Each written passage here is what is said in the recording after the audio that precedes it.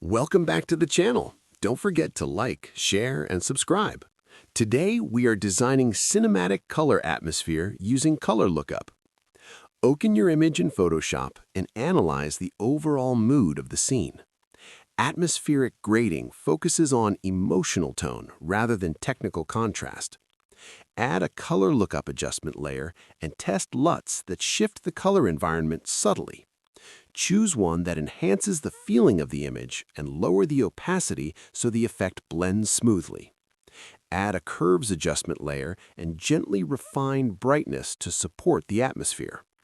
Use color balance to push highlights or shadows slightly toward warm or cool tones depending on the desired mood.